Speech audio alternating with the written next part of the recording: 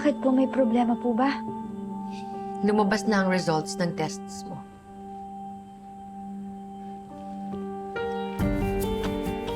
It's confirmed. You have an autoimmune disease and leukemia.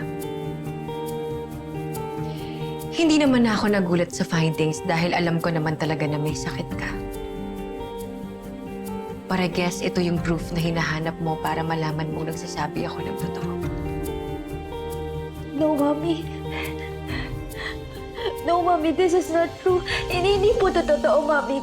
Nararamdaman ko po sa sarili ko na okay po ako, na wala po akong sakit, Mommy. Mommy, promise, okay po ako eh. Wala po akong sakit. Okay, anak, calm down. Calm down.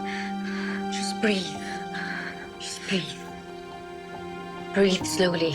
Calm down. Okay, I know you're disappointed. Alam ko mahirap tanggapin to. That's why I'm here for you. Hindi kita pababayaan, anak. Andito ako para sa'yo. At sisiguraduhin ko na gagaling ka. Gagawin ko ang lahat para pagalingin ka, Mookie. I will find the best medicine para bumilis ang paggaling mo. It's you and me. You and me forever. I'm the only one you've got, Mookie. And I will do everything para masigurado ko na gagaling ka. So just trust me. Trust me the same way that I trust you, Mookie. Okay? We will get through this together, anak. Malalagpasan nating dalawa to. Okay?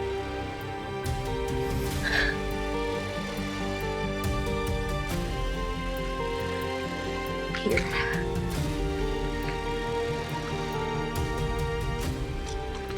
Take this. Take this. Good girl.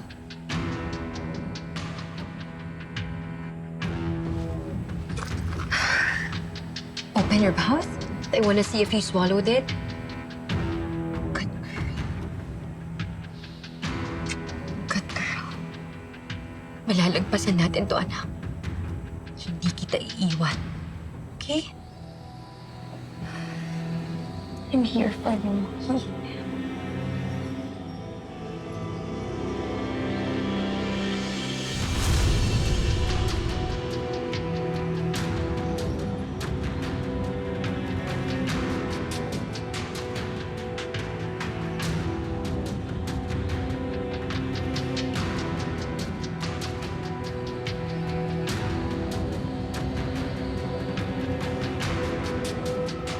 Ayun yung babae sumasakay ng taxi.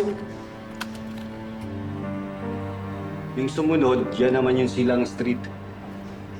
Sana matunto natin yung babae. Ay, huminto!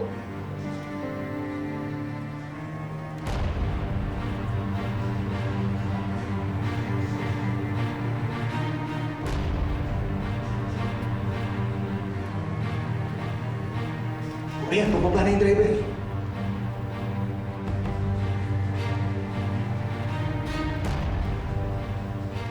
Tinapa yung hihilang pa. Yung huling liguan nila, wala pa kaming na-install na CCTV dyan. Wala pang CCTV ang Manila Traffic Authority. Kaya, pasensya na kayo. Na-dead end na naman tayo. Hindi. Nakita ko sa CCTV plate number. Matutuntun natin yung driver na yan.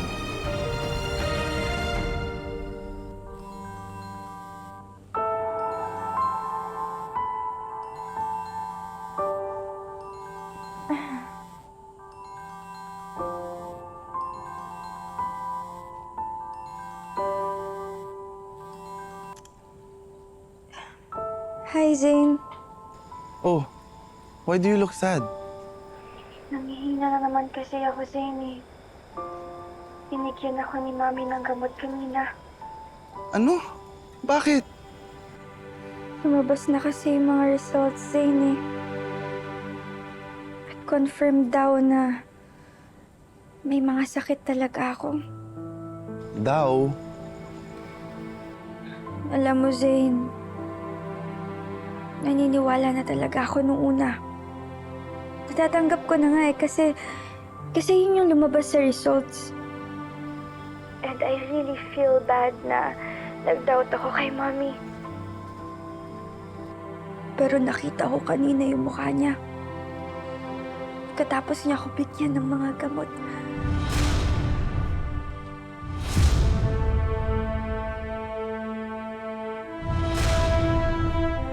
And I think, Zane, I think she faked the results.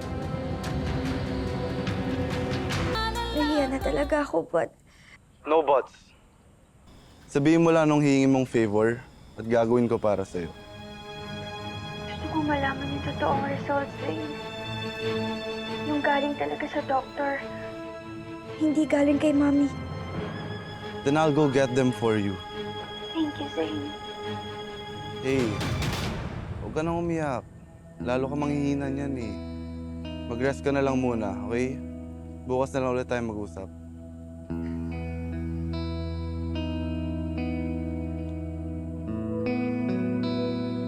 Tinutukan mo ng baril? Yes, ma'am. Ayun. Natakot naman yata. Kasi kita ko, namutla pareho eh. Hindi na babalik ang mga yun.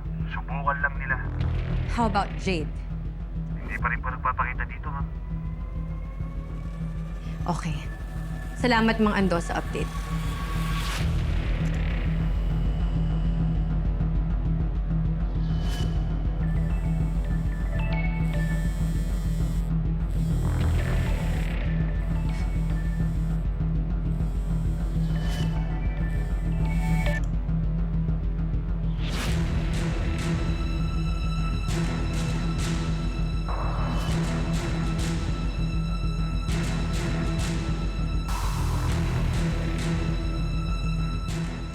Zane, ang request ko sa'yo, di ba, kausapin mo na lang si Dr. Villanueva para malaman natin kung totoo ba yung results na pinakita sa akin ni Mommy.